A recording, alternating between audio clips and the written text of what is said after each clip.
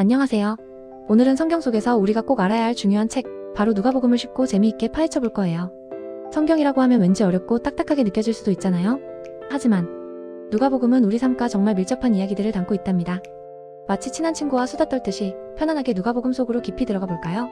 이 시간을 통해 누가복음이 우리에게 어떤 의미를 주는지, 그리고 왜 우리가 이 책에 주목해야 하는지 자세히 알아볼 수 있을 거예요. 여러분의 기대와 호기심을 가득 안고 함께 떠나봐요.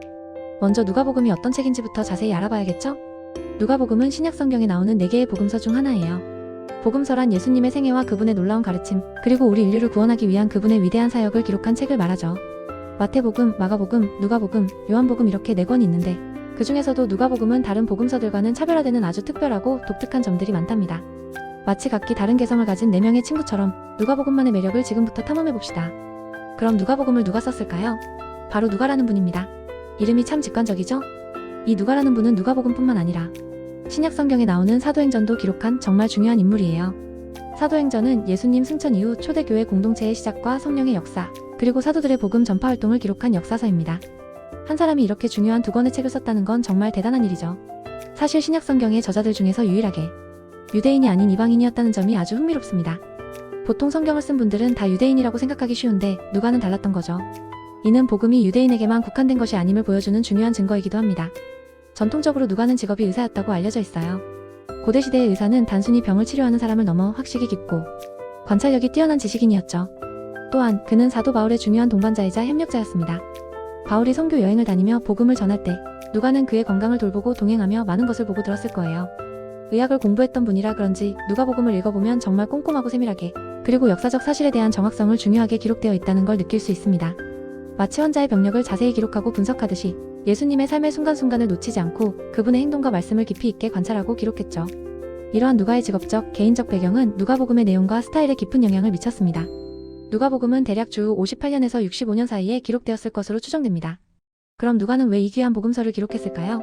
누가복음의 시작 부분, 그러니까 1장 1절부터 4절까지를 보면 누가가 이 책을 쓴 목적이 아주 분명하게 드러나 있어요. 누가는 데오빌로라는 로마 고관에게 이 책을 헌정했는데 그에게 예수님에 대한 명확하고 확실한 지식을 제공하기 위해서였습니다. 데오빌로는 이미 예수님에 대해 어느 정도 알고 있었을 수도 있어요. 그러나 누가는 그가 이미 배운 바가 확실하다는 것을 분명히 알게 하여 그의 믿음을 더욱 굳건하게 해주고 싶었던 겁니다. 마치 우리가 좋아하는 연예인이나 특정 분야에 대해 더 많은 정보와 확신을 얻고 싶어 하는 것처럼 데오빌로 역시 예수님에 대한 깊은 이해와 흔들림 없는 믿음을 갖기를 바랐던 거죠. 누가는 단순히 예수님의 이야기를 나열하는 것을 넘어 철저한 조사를 통해 역사적 진실에 기반한 예수님의 생애와 사역을 전달하고자 했습니다. 이처럼 누가복음은 단순한 이야기가 아니라 신앙의 토대가 되는 확실한 역사적 증거를 제시하고자 하는 저자의 깊은 의지가 담겨 있습니다. 누가복음은 특히 이방인과 사회적으로 소외된 사람들에게 예수 그리스도를 소개하는 데 중점을 두고 있습니다. 이 점이 정말 중요하고 감동적인 부분이에요. 당시 사회에서는 유대인이 아닌 다른 민족, 즉 이방인들은 종교적으로나 사회적으로 배척당하거나 무시당하는 경향이 매우 강했습니다. 유대인들은 자신들만이 하나님의 선택받은 백성이라고 생각했으니까요. 그런데 누가는 예수님의 사랑이 유대인에게만 국한된 것이 아니라 이 세상의 모든 사람, 심지어 이방인과 소외된 계층까지도 포괄한다는 것을 강력하게 강조하고 싶었던 겁니다. 이 부분에서 우리는 누가복음의 보편성이라는 아주 중요한 특징을 발견할 수 있어요. 하나님 나라의 복음은 특정 민족이나 특정 계층에게만 한정된 것이 아니라 인종, 성별, 사회적 지위에 관계없이 이 세상의 모든 사람을 위한 구원이라는 메시지를 강력하게 전하고 있는 거죠. 이는 당시 사회의 편견과 차별에 맞서는 혁명적인 메시지였으며 오늘날에도 여전히 우리에게 깊은 울림을 줍니다. 정말 놀랍고도 감사한 진리 아닐까요? 그럼 누가복음의 주요 특징들을 좀 더 깊이 그리고 풍성하게 살펴볼까요? 이 특징들은 누가복음이 왜 특별한지, 그리고 우리에게 어떤 교훈을 주는지 깨닫게 해줄 거예요. 첫 번째 특징은 바로 예수님의 긍휼과 용서입니다. 누가복음에는 예수님의 따뜻한 마음과 한없는 자비가 물씬 풍기는 이야기들이 참 많이 나옵니다. 우리가 잘 아는 탕자의 비유가 대표적이죠. 아버지를 떠나 방탕하게 살다가 모든 것을 탕진하고 비참한 모습으로 돌아온 아들. 보통의 아버지라면 꾸중하고 벌을 주었을 법도 한데 아버지는 아들을 비난하거나 벌하지 않고 오히려 멀리서부터 달려와 2 팔 벌려 환영하고 가장 좋은 옷을 입히고 잔치를 베풀어줍니다. 이것은 단순히 인간적인 사랑을 넘어선 죄인을 향한 하나님의 무조건적인 용서와 사랑을 보여주는 거예요. 이 비유를 통해 우리는 예수님의 마음이 얼마나 너그럽고 자비로운지 느낄 수 있습니다. 또한 부자와 나사로 이야기에서는 이 세상에서의 부와 가난이 영원한 가치 기준이 아님을 깨닫게 하고, 선한 사마리아인 이야기에서는 당시 유대인들에게 멸시받던 사마리아인이 진정한 이웃, 사랑을 실천하는 모습을 통해 편견을 넘어선 사랑의 가치를 가르쳐줍니다. 이 모든 이야기들은 예수님의 무조건적인 긍휼과 용서가 모든 인간에게 얼마나 절실하고 아름다운 것인지를 아주 생생하게 보여주고 있어요. 이처럼 누가복음은 하나님의 자비로운 성품과 예수님의 긍휼이 어떻게 우리의 삶에 적용될 수 있는지를 깊이 성찰하게 합니다. 두 번째 특징은 성령의 역할을 아주 강력하게 강조한다는 점입니다. 누가복음을 읽어보면 예수님의 사역에 항상 성령님이 함께 하시고 그분의 능력이 어떻게 나타나는지를 자세히 알 수 있어요. 예수님이 태어나실 때부터, 즉 성령으로 잉태되셨다는 사실부터 시작하여 세례를 받으실 때 성령이 비둘기같이 임하시고 광야에서 시험을 이기신 것도 성령의 충만함으로 가능했으며 본격적으로 복음을 전하시고 기적을 행하실 때까지 성령님의 인도하심과 능력이 정말 중요하게 다뤄집니다. 예수님은 성령의 권능으로 갈릴리에서 복음을 전파하셨고 병든 자를 고치셨으며 귀신을 쫓아내셨습니다. 심지어 예수님의 제자들이 후에 복음을 전할 때도 성령의 능력을 받아 담대하게 사역했죠. 누가복음은 예수님 혼자 모든 것을 하신 것이 아니라 성령님이 예수님과 제자들 사이를 연결해주고 그들에게 능력을 주어 사역을 가능하게 하셨다고 말하는 것 같아요. 이처럼 성령님은 단순한 보조자가 아니라 구원사역의 핵심적인 주체로서 누가복음 전체에 걸쳐 활발하게 역사하고 계심을 보여줍니다. 이는 오늘날 우리에게도 성령님의 인도하심과 능력이 얼마나 중요한지를 깨닫게 합니다. 세 번째는 기도의 중요성입니다. 누가복음에는 예수님께서 기도하시는 장면이 다른 복음서보다 훨씬 더 많이 그리고 더 깊이 있게 기록되어 있어요.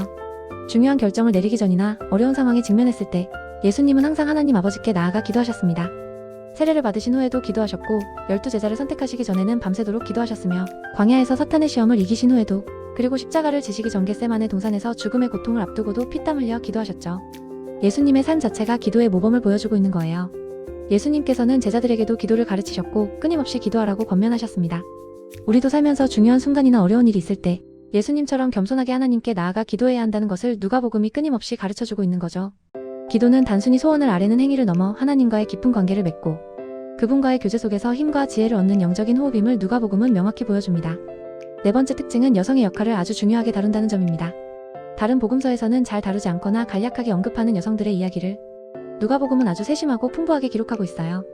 예수님의 어머니 마리아가 천사로부터 수태고지를 받고 주의 여종이 오니 주의 말씀대로 내게 이루어지이다라고 고백하는 장면, 세례 요한의 어머니 엘리사벳이 마리아를 축복하는 장면, 예루살렘 성전에서 평생 주님을 섬기던 선지자 안나가 아기 예수를 보고 감사하며 예수를 기다리는 모든 이에게 이 사실을 알리는 장면 등은 여성들이 구원, 역사에서 얼마나 중요한 역할을 했는지 보여줍니다.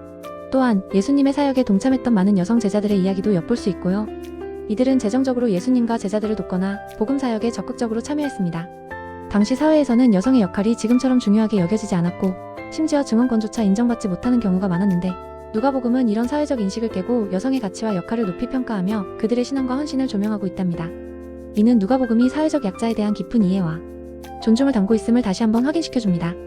마지막으로 누가복음의 가장 두드러진 특징 중 하나는 바로 사회적 약자에 대한 깊은 관심입니다. 가난한 자, 병든 자, 억눌린 자, 세리, 죄인 등 당시 사회에서 소외되고 차별받던 사람들에 대한 예수님의 특별한 사랑과 관심을 아주 강조해요. 예수님은 병든 자를 고치시고 몸과 마음이 지친 자들에게 위로와 회복을 주셨습니다. 가난한 자에게는 천국 복음을 전하시며 영적인 풍요를 약속하셨고 세리와 죄인들과 함께 식사하시며 그들을 정죄하지 않고 오히려 용서하고 품어주셨습니다. 삭개오 이야기처럼 탐욕스러운 세리였던 삭개오가 예수님을 만나 변화되고 자신의 재산 절반을 가난한 자들에게 나누어주는 모습은 예수님의 사랑이 얼마나 강력한 변화를 이끌어내는지를 보여줍니다. 누가복음은 예수님이 단순히 유대인만의 왕이 아니라 모든 인류, 특히 사회의 가장 낮은 곳에 있는 사람들을 위한 구원자라는 메시지를 명확하게 전달합니다. 이는 당시 사회의 정말 혁명적인 메시지였어요. 유대인뿐만 아니라 이방인에게도 구원을 제공한다는 이 메시지는 모든 사람에게 희망과 용기를 주는 따뜻하고 포괄적인 복음인 거죠. 누가복음은 우리가 주변의 소외된 이웃을 어떻게 바라보고 대해야 하는지에 대한 중요한 지침을 제공하며 진정한 사랑과 정의가 무엇인지를 끊임없이 묻습니다. 그럼 이제 누가복음이 어떤 구조로 되어 있는지 간략하게 살펴볼까요? 마치 한 편의 감동적인 드라마나 영화처럼 누가복음은 크게 네 부분으로 나눌 수 있어요. 이 구조를 이해하면 누가복음 전체의 흐름을 더 쉽게 파악할 수 있을 거예요. 첫 번째 부분은 탄생과 어린 시절입니다. 누가복음 1장에서 2장까지의 내용인데 세례 요한의 탄생, 예고와 예수님의 탄생 이야기가 아주 자세하고 드라마틱하게 묘사되어 있어요. 천사 가브리엘이 마리아에게 나타나 하나님의 아들을 잉태할 것을 알리는 장면, 마리아가 엘리사벳을 방문하여 서로를 축복하는 장면, 그리고 베들레헴의 마구간에서 아기 예수님이 태어나신 후 천사들이 밤에 목자들에게 나타나 이 기쁜 소식을 전하고 목자들이 황급히 찾아와 아기 예수를 경배하는 장면 같은 건 정말 한편이 아름다운 동화 같지 않나요? 예수님의 어린 시절, 특히 12살 때 예루살렘 성전에서 랍비들과 대화하며 놀라운 지혜를 보여주셨던 이야기도 누가복음에만 기록되어 있습니다. 이는 예수님의 신성과 인성을 동시에 보여주는 중요한 서막이라고 할 수 있죠. 두 번째 부분은 갈릴리 사역입니다. 3장 1절부터 9장 50절까지의 내용인데 예수님께서 요단강에서 세례를 받으시고 광야에서 사탄에게 시험을 받으신 후에 본격적으로 갈릴리 지역에서 복음을 전하시고 제자들을 부르시는 이야기가 담겨 있어요. 예수님은 회당에서 이사야서의 말씀을 인용하시며 자신이 기름 부음 받은 메시아임을 선포하셨고 수많은 병든 자들을 고치시고 귀신 들린 자들을 해방시키시며 오병이어의 기적처럼 놀라운 표적들을 행하셨습니다. 또한 산상수훈과 유사한 평지수훈을 통해 하나님 나라의 윤리와 가치관을 가르치셨습니다. 베드로, 야고보, 요한을 비롯한 12제자를 부르시고 그들을 훈련시켜 하나님 나라의 일꾼으로 세우시는 과정도 상세히 기록되어 있어요. 이 기간 동안 예수님은 많은 사람에게 하나님의 사랑과 구원의 메시지를 전파하셨습니다. 세 번째 부분은 예루살렘으로의 여행입니다. 9장 51절부터 19장 27절까지의 내용으로 이제 예수님께서 갈릴리를 떠나 예루살렘을 향해 올라가시는 과정에서 일어나는 다양한 사건들과 가르침이 길게 기록되어 있어요. 이 긴 여행 중에도 예수님은 수많은 기적을 행하시고 다양한 비유들, 예를 들면 선한 사마리아인의 비유, 잃은 양의 비유, 잃은 드라크마의 비유, 그리고 앞서 언급한 탕자의 비유 등을 통해 중요한 진리들을 가르치셨답니다. 특히 이 구간에는 예수님의 제자도와 하나님 나라의 본질에 대한 깊이 있는 가르침이 많이 포함되어 있습니다. 바리새인과 서기관 같은 종교 지도자들과의 논쟁도 많았으며 세리사케오와의 만남처럼 소외된 자들을 향한 예수님의 사랑이 극명하게 드러나는 에피소드들도 이 시기에 집중되어 있습니다. 이 여행은 예수님께서 자신의 고난과 죽음, 그리고 부활을 향해 나아가시는 의지적인 여정이었습니다. 마지막 네 번째 부분은 예루살렘 입성에서 승천까지입니다. 19장 28절부터 24장 53절까지의 내용인데 예수님께서 예루살렘에 입성하신 후 겪으시는 고난, 즉 순환과 십자가에서의 죽음, 그리고 인류 구원의 정점인 부활, 최종적으로 하나님 보좌 우편으로 오르시는 승천까지의 모든 과정이 드라마틱하게 담겨 있어요.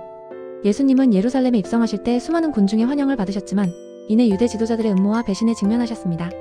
최후의 만찬을 통해 제자들과 마지막 교훈을 나누시고 겟세마네 동산에서 간절히 기도하신 후 체포되셨죠.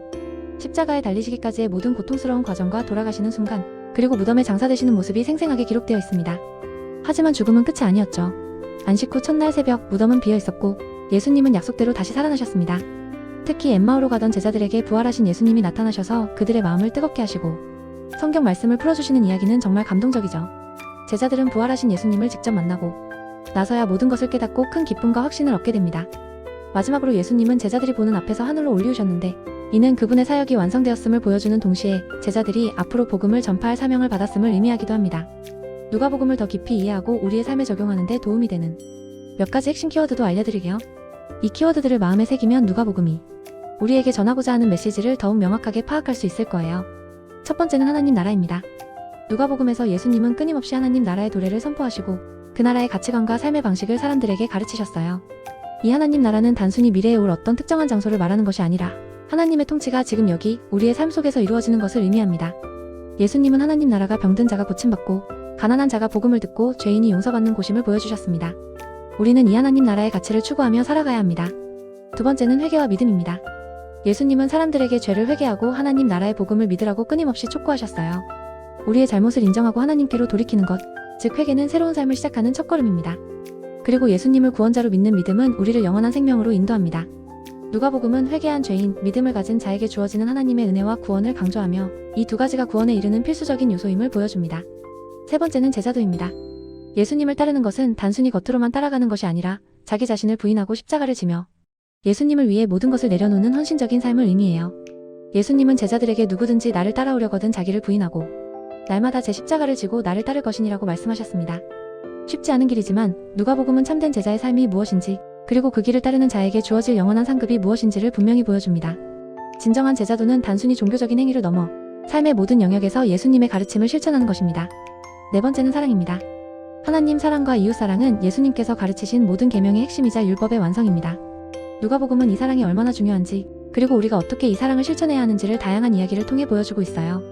선한 사마리아인의 비유처럼 우리가 생각하는 이웃의 범위를 넘어 모든 사람을 향한 자비와 연민을 품어야 함을 가르칩니다.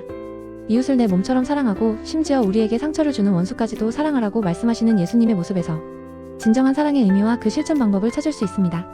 사랑은 단순히 감정적인 것이 아니라 행동으로 나타나는 적극적인 실천임을 누가복음은 강조합니다. 자, 여기까지 누가복음에 대해 정말 많은 이야기들을 자세하고 풍성하게 나누어 봤는데요.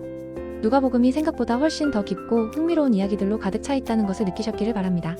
이 모든 이야기들이 오늘날 우리에게도 여전히 살아있는 메시지를 전해주고 있답니다. 누가복음은 단순한 옛날 이야기가 아니라 지금 우리의 삶 속에서 어떻게 하나님 나라를 경험하고 예수님의 사랑과 용서를 실천하며 살아갈 것인지에 대한 구체적인 지침을 제공하는 살아있는 말씀입니다. 누가복음을 통해 예수님의 무한한 사랑과 깊이 있는 가르침을 더 깊이 이해하고 우리의 삶 속에서 그 가치들을 실제로 실천해 나가는 저와 여러분이 되기를 진심으로 바랍니다.